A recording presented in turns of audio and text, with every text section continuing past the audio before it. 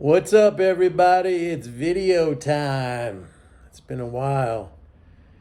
And I'll tell you why. Some of you have been asking me if I'm okay.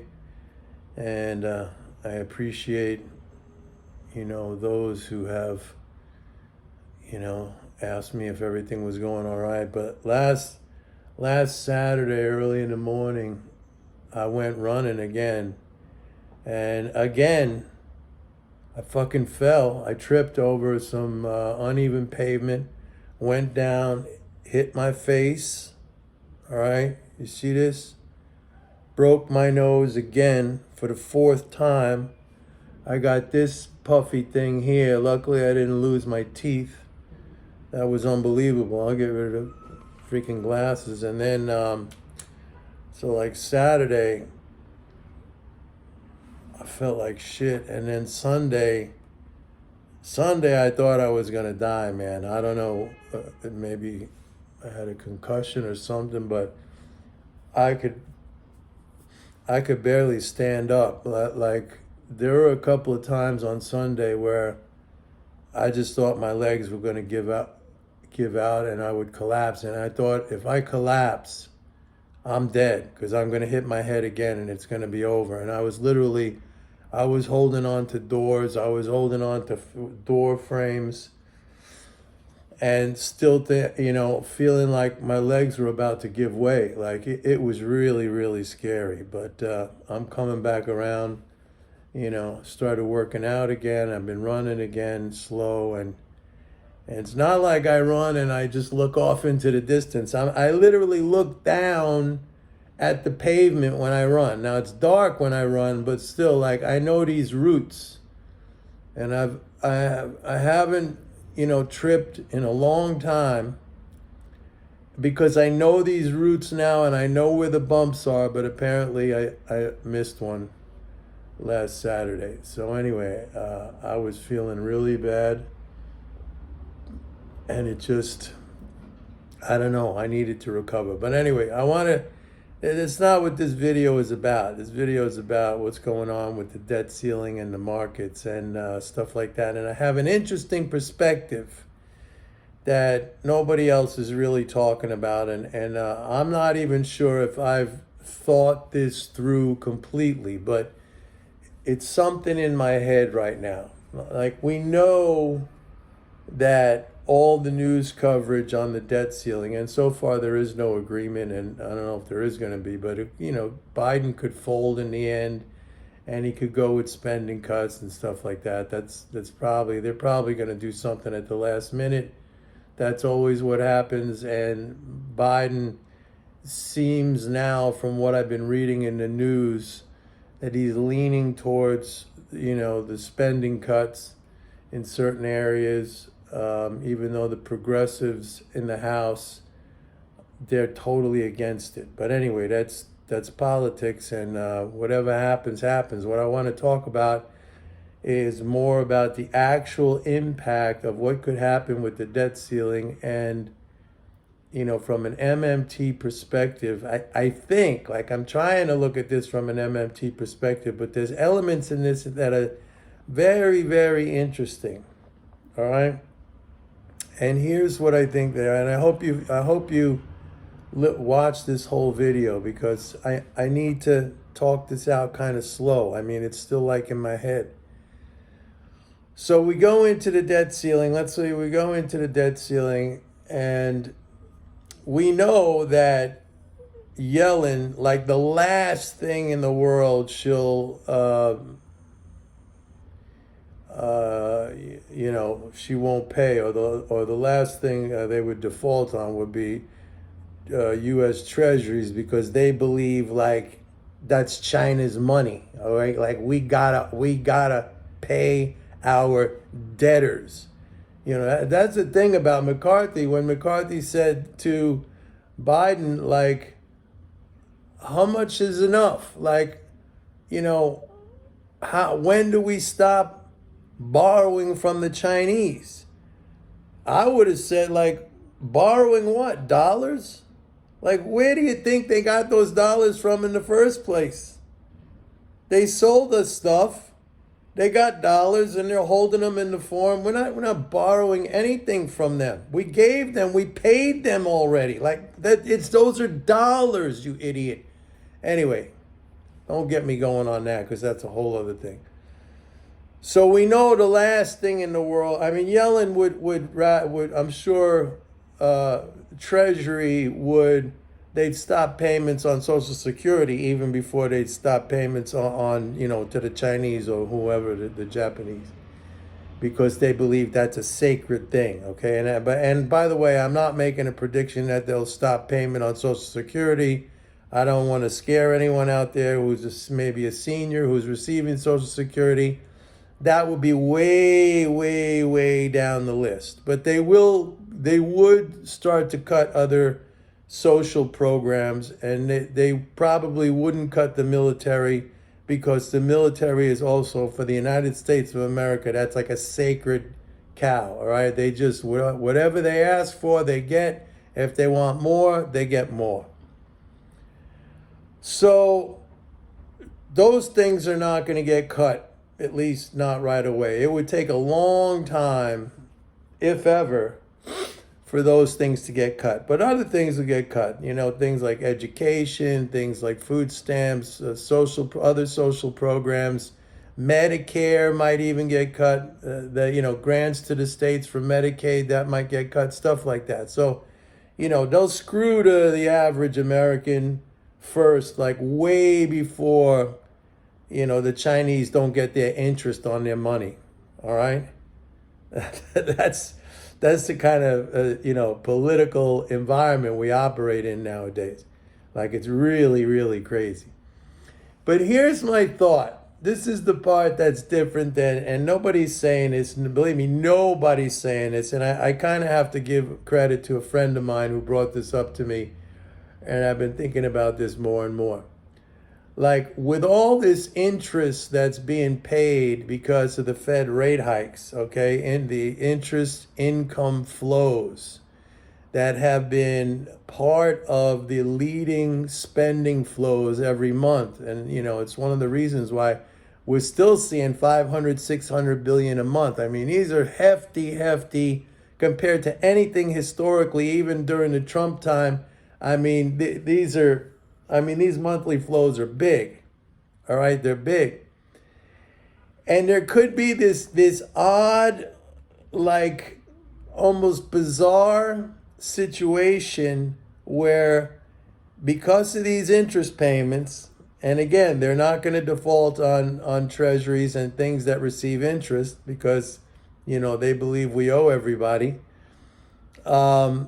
Those flows are not only going to be sustained, but they're going to continue to go up because a lot of the maturities in the system still don't reflect, we're a little bit a year past when the Fed started raising rates.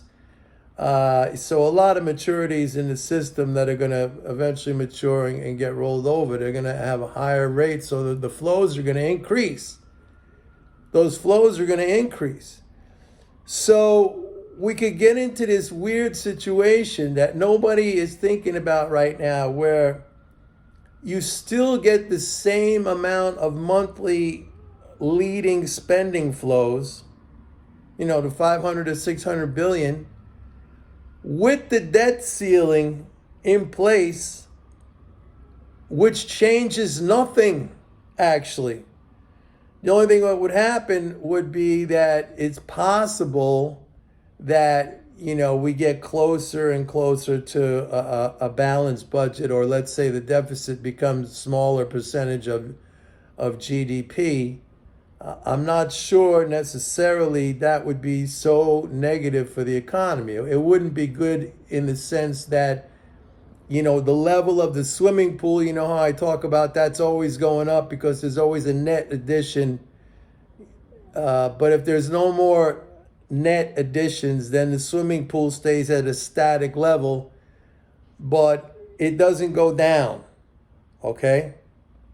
It'll go down every, few times a year with tax drains, but then it'll come back up again with that spending that replenishes, but it'll just come back up to the old level. It won't go to a higher level. All right, which means that the public will have less personal savings. Now, I'm not sure if that's an overall negative. I mean, if we continue to have the same level or maybe even more of leading spending flows because of the rate hikes, think of the irony. There's so much irony in all this. It's incredible how rate hikes was supposed to be so negative, and how the debt ceiling is going to cause this, worldwide disaster financially. And it may not work out that way. It may actually be like nothing happens. We all showed up for the end of the world, for the apocalypse, and it never came. And then there's one other thing I want to add to this. And I'm not so sure this is an MMT perspective.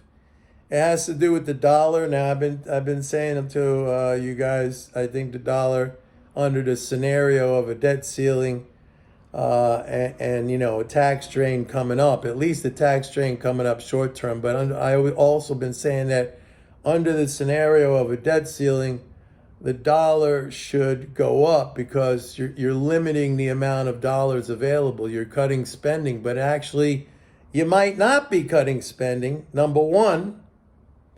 And number two, just psychologically in the world now realizing, hey man, this is real. Like the US just, maybe they didn't default, but they're defaulting on certain things domestically, at least because of this whole debt ceiling bullshit. And so maybe the dollar starts to go down based on that, based on, perception of the world about U.S. politics and the management of its finances. And if the dollar goes down, we then start to become, not immediately, but we get closer and closer to being a net exporting nation. Like it transforms completely kind of like the composition or the way our economy functions right now, where we are the global importer, okay? And our imports, that's what finances, the finance, that's what provides the finances of other countries like China, which would be fascinating.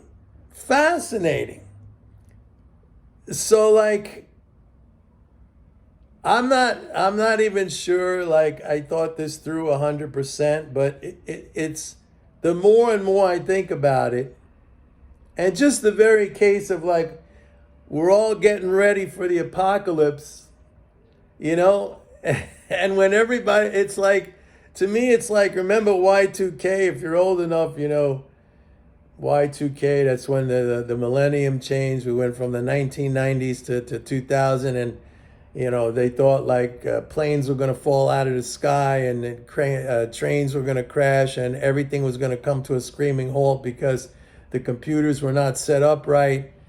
And it came and it went, and with a whisper, and like nothing happened. And not that this is a Y2K, because a lot of companies, leading up to Y2K, the actual event, I mean, they invested a lot to upgrade their systems and make it compliant with the change in the millennium and stuff like that. But this is, psychologically, I think this is one of those same sort of things. It's fascinating to me. I mean, we might be sitting here, I'm telling you, on June 15th, we don't know the exact date. I don't even think Yellen knows the exact date when, we go hard debt ceiling hit, and then they have to, default on certain things. And again, default, it's a term. I mean, it doesn't mean nothing gets paid. Most things will still get paid, but there will be things maybe that Treasury will have to halt payments on. I don't know. but they're not the big things. Believe me, they're not Treasury securities, and it's not going to be Social Security. But like, it just reminds me of one of these situations where like everyone, even myself, I was like, you know, this is a debt spiral. This is a spiral now in a negative direction that it's basically unstoppable. It's a spiral down to zero. And I'm starting to wonder about that now. And I think the biggest irony in all of this is the fact that the Fed the Fed's rate hikes, which everybody said is going to cause this massive recession, which, by the way, I said it wasn't going to happen, no recession. And,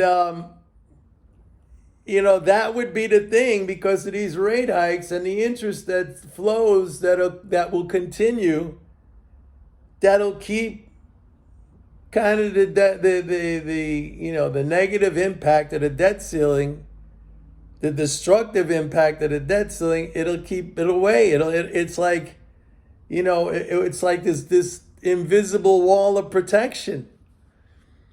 So it's going to be crazy, man. And then if the debt ceiling hits, and by the way, when we see June 15th and the tax haul that the U.S. government takes in from quarterly corporate tax payments, I mean, that could be huge. That's like, could be a record. Because don't forget, like, companies are getting interest payments too, especially the banks. The banks are like, forget about it.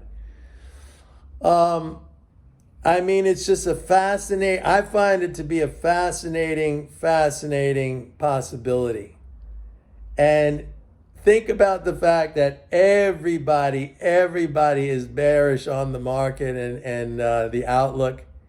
I mean, this could be like the most amazing like release of, or just like disbelief, like a rally of disbelief that becomes so FOMO, you know, fear of missing out, that it gets crazy, that it gets literally crazy. I mean, you'll have me at some point, you know, months from now or whatever, saying, you got to get out because this is just like a mania now. Like everybody who was bearish, like all these guys like Mike Wilson at Morgan Stanley, the worst is still yet to come, and and everybody else like that.